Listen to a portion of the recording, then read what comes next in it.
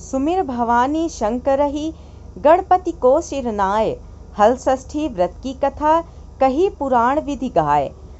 जय सिया राम। आपके अपने चैनल धार्मिक कथाएं में एक बार फिर से आप सभी का बहुत बहुत स्वागत है।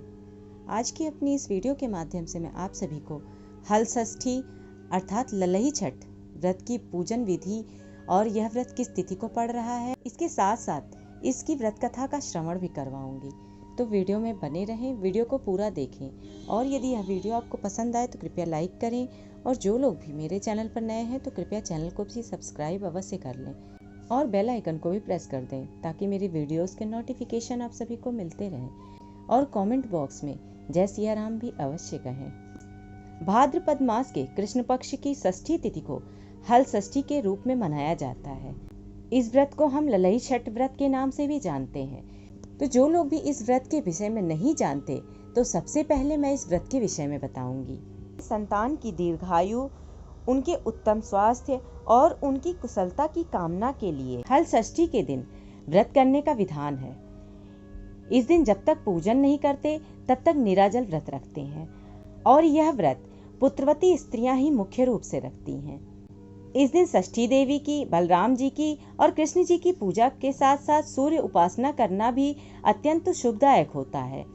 स्त्रियां इस मौके पर श्रद्धा पूर्वक पूजा अर्चना करती हैं। हल षष्ठी के व्रत को अलग अलग स्थानों पर अनेक नामों से जाना जाता है। इस व्रत को राजस्थान, उत्तर भारत के अनेक क्षेत्रों में उत्साह के साथ मनाया जाता है। इस व्रत को बलराम जयंती, ललही छठ, बलदेव छठ, रंधन छठ, हल छठ, हर छठ, तीन छठी, तिन्नी छठ जैसे नामों से भी जाना जाता है। हल षष्ठी के दिन पृथ्वी का पूजन होता है। कृषक लोग भी इस दिन अपनी उन वस्तुओं का पूजन करते हैं जो उनके खेती कार्य के लिए उपयोग में लाई जाती हैं। कृषि के मुख्य साधन हल की भी पूजा इस दिन विशेष रूप से होती है। इस दिन हल द्वारा जुते हुए फल और अन्न का पूजन होता है, इसलिए इस दिन हल के द्वारा जुते हुए अन्न और फल को खाना निषेध माना गया है। इस दिन भैंस का दूध और दही उपयोग में लाया जाता है। गाय के दूध का उपयोग भी निषेध माना जाता है। संतान की दीर्घायु और कुशलता की कामना के लिए रखा जाने वाला यह ललही छठ व्रत इस वर्ष 2023 में 5 सितंबर दिन मंगलवार को रखा जाएगा। पंचांग के अनुसार भाद्रपद मास के कृष्ण पक्ष की षष्ठी तिथि 4 सितंबर 2023 को शाम को 4:41 पर शुरू होगी और अगले दिन 5 सितंबर 2023 दिन मंगलवार को दोपहर में 3:46 पर समाप्त होगी। उदया तिथि के अनुसार 5 सितंबर दिन मंगलवार को ललही छठ का व्रत रखा जाएगा और इस दिन पूजन का शुभ मुहूर्त 9:31 से दोपहर में 12:37 तक है।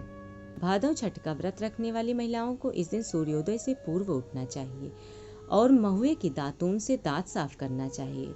स्नान आदि करने के बाद स्वच्छ वस्त्र धारण करना चाहिए और इस व्रत की पूजा हेतु भैंस के गोबर से पूजा घर में घर की दीवार पर छठ माता का चित्र बनाना चाहिए।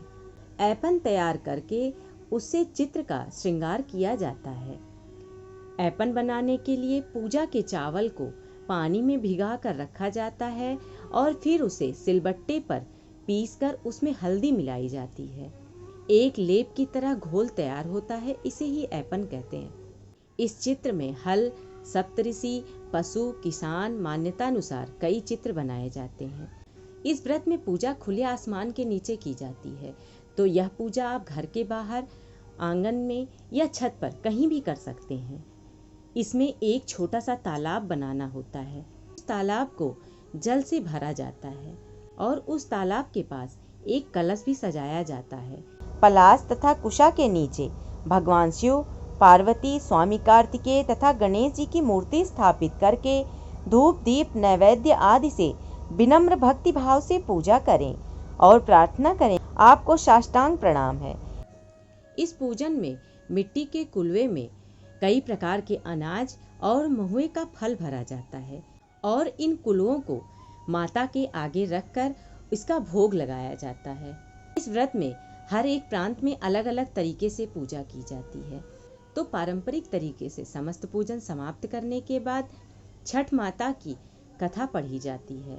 इसके पश्चात आरती की जाती है और उसके बाद महुए के पत्ते पर महुए का फल रखकर उस पर भैंस के दूध या दही डालकर उसे खाया जाता है। पूजा के बाद व्रत को पूरा करने हेतु भोजन में पसई धान के चावल एवं भैंस के दूध से बनी वस्तुएं खाकर व्रत को पूर्ण किया जाता है। सुमिर भवानी शंकरहि गणपति को सिरनाय, हल षष्ठी व्रत की कथा कही पुराण विधि गाय।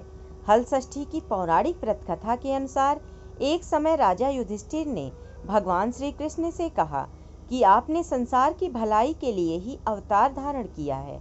इस समय सुभद्रा और द्रौपदी अपने पुत्रों के मरने से शोकग्रस्त हैं तथा अभिमन्यु की स्त्री उत्तरा का गर्भ भी अश्वत्थामा के ब्रह्मास्त्र से खंडित हो गया है। माता पिता को संतान के बिना अत्यंत दुख है। अतः हे प्रभु, आप कोई ऐसा व्रत, दान तथा उपाय बताएं जिससे कि माता पिता संतान शोक से दुखी ना हो और उत्तम दीर्घायु तथा स्वस्थ संतान उत्पन्न हो।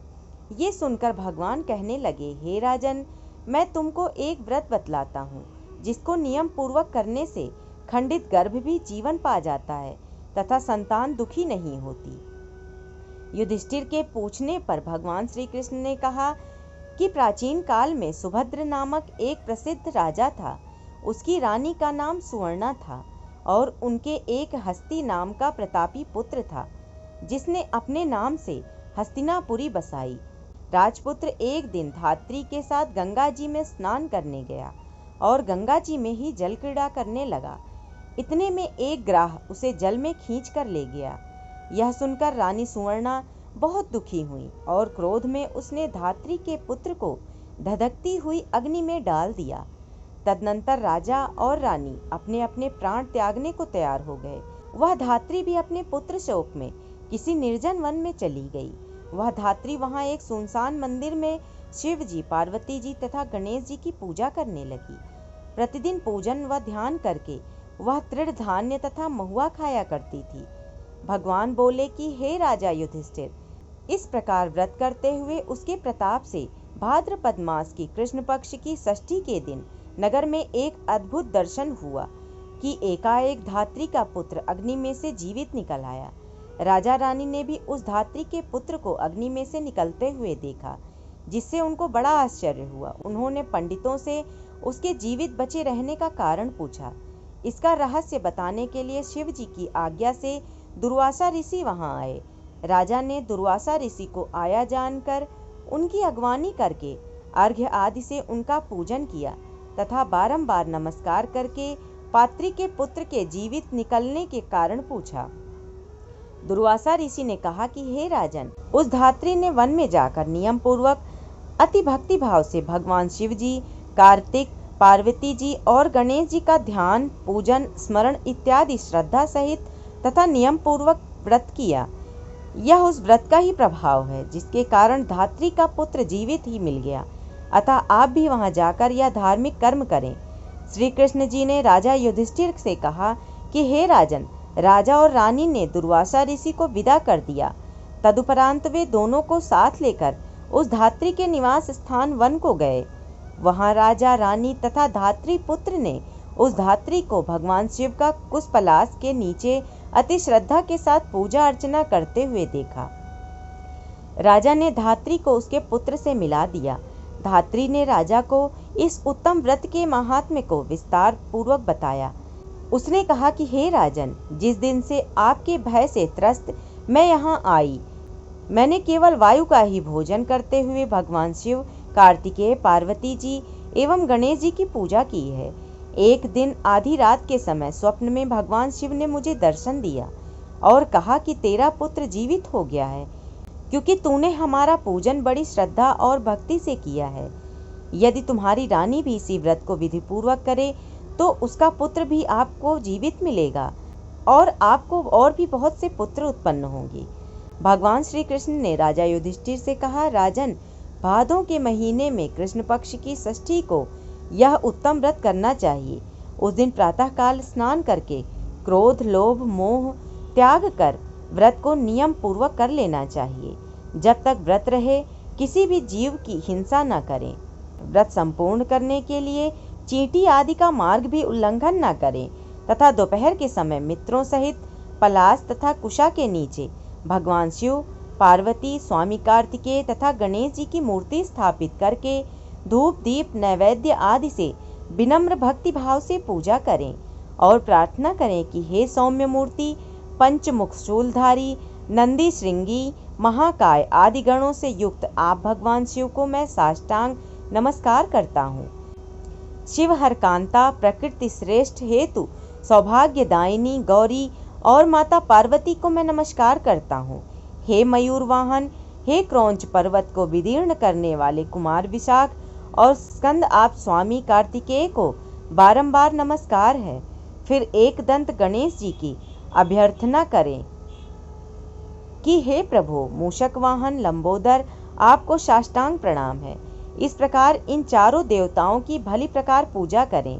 फिर ब्राह्मणों सहित गाजे बाजे से अपने घर को जावें।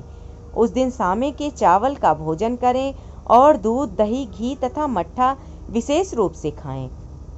श्री कृष्ण ने कहा कि हे राजन, जो स्त्री पुरुष इस व्रत को विधि से करता है वह पुत्र और पौत्रवान होकर सुखी होता है। धात्री की ऐसी बात सुनकर राजा रानी ने विधि पूर्वक इस व्रत को किया, जिसके प्रताप से वह राजपुत्र शीघ्र ही ग्राह के गले से निकलकर बोलने लगा।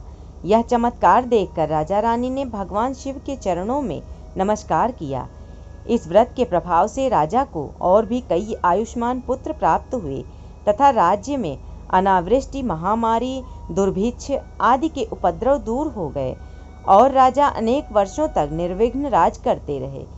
भगवान श्री कृष्ण ने कहा कि हे युधिष्ठिर, यदि उत्तरा भी यह व्रत नियम पूर्वक करे तो उसके सब दुख दूर हो जाएंगे। भगवान के ऐसे वचन सुनकर राजा युधिष्ठिर कृतकृत्य हो गए और अश्वत्थामा द्वारा खंडित किया हुआ उत्तरा का गर्भ इस व्रत के प्रभाव से जीवित हो गया। इस व्रत के करने से वंश स्थिर होता है। इस प्रसंग को भगवान श्री कृष्ण ने राजा युधिष्ठिर से कहा तथा दुर्वासा ऋषि ने राजा सुभद्र से कहा कि हे राजन, इस व्रत को करने के उपरांत फिर इसका शास्त्रोक्त रीति से उद्यापन करें।